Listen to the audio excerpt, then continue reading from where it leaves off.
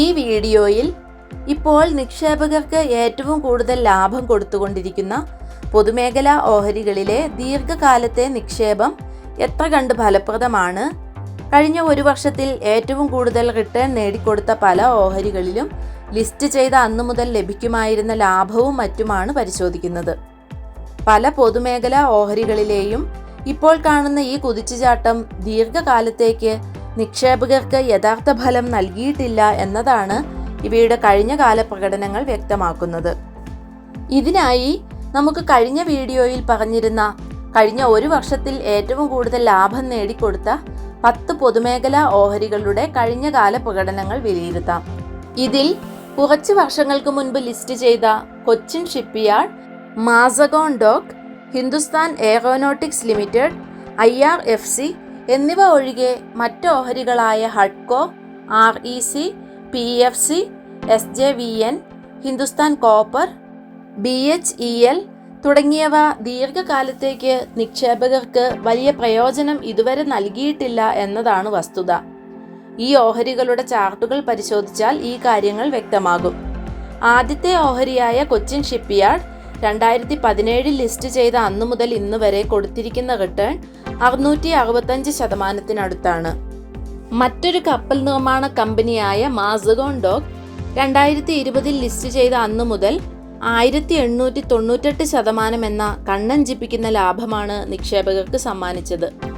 ഇനി എക്കാലത്തും നിക്ഷേപകരുടെ ഇഷ്ട ഓഹരിയായ HAL 2018 ലിസ്റ്റ് ചെയ്ത അന്നു മുതൽ ഏകദേശം 816% ലാഭം കൊടുത്തതായി കാണാം.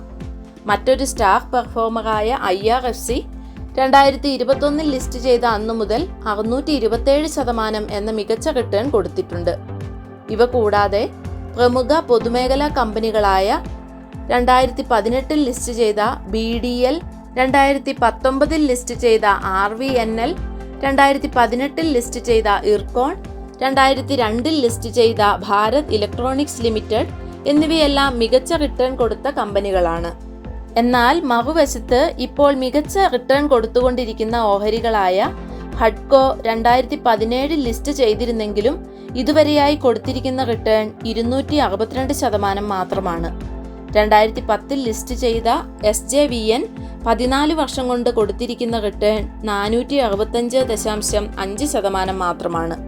പൊതുമേഖലാ കമ്പനികളിൽ ഇപ്പോൾ ഏറ്റവും കൂടുതൽ ലാഭം കൊടുത്തുകൊണ്ടിരിക്കുന്ന മറ്റൊരു ഓഹരിയായ BHEL ദീർഘകാലത്തേക്ക് വളരെ മോശം പ്രകടനമാണ് കാഴ്ചവെച്ചിരിക്കുന്നത്. 2010 മുതൽ 14 വർഷം ഹോൾഡ് ചെയ്തിരുന്നെങ്കിൽ ഹിന്ദുസ്ഥാൻ കോപ്പറിൽ ലഭിക്കുമായിരുന്നത് വെറും 2.75% റിട്ടേൺ മാത്രമാണ്. 2007 ലിസ്റ്റ് ചെയ്ത പവർ ഫിനാൻസ് കമ്പനിയായ PFCയിൽ ലഭിക്കുമായിരുന്നത് മറ്റ് ഓഹരികളുമായി താരതമ്യം ചെയ്യുമ്പോൾ വളരെ കുറവ് റിട്ടേൺ തന്നെയാണ്. മറ്റൊരു ഫിനാൻസ് കമ്പനിയായ RECയിലും സ്ഥിതി വ്യത്യസ്തമല്ല. ഇനിയുമുണ്ട് ഇതുപോലത്തെ ഓഹരികൾ. ഉദാഹരണത്തിന് ഇപ്പോൾ മികച്ച റിട്ടേൺ കൊടുത്തുകൊണ്ടിരിക്കുന്ന എഞ്ചിനീയേഴ്സ് ഇന്ത്യ, NBCC, 1996 ലിസ്റ്റ് ചെയ്ത Hindustan petroleum limited, Indian oil corporation, BPCL, ONGC, GAIL India limited, steel authority of India, MRPL, 2002 list ചെയ്ത RCF ലിമിറ്റഡ്, 2010 ലിസ്റ്റ് ചെയ്ത കോൾ ഇന്ത്യ ലിമിറ്റഡ്, 2009 ലിസ്റ്റ് ചെയ്ത ഓയിൽ ഇന്ത്യ ലിമിറ്റഡ്, 2002 ലിസ്റ്റ് ചെയ്ത ITI limited, 1999 list ചെയ്ത national aluminium company തുടങ്ങി ഭൂരിഭാഗം കമ്പനികളും ഇഴഞ്ഞു നീങ്ങുന്ന ഗണത്തിൽപ്പെടുന്നവയാണ്.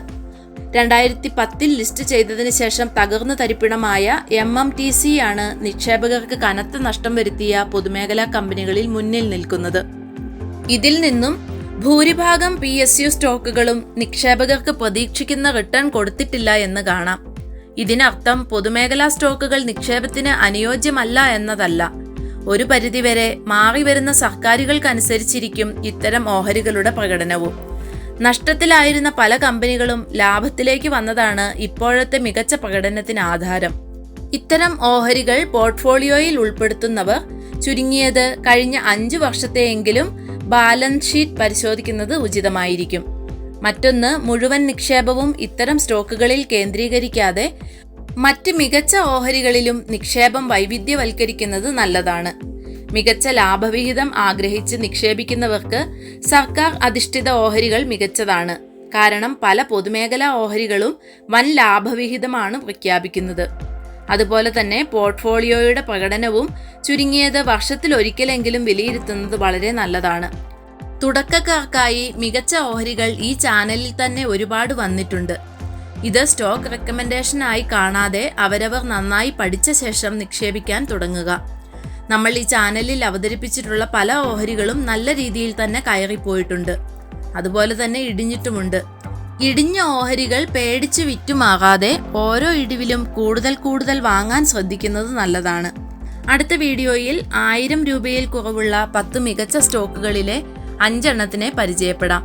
കൂടുതൽ ഉപകാരപ്രദമായ വീഡിയോകൾക്കായി ചാനൽ സബ്സ്ക്രൈബ് ചെയ്യുക. Thank you for watching.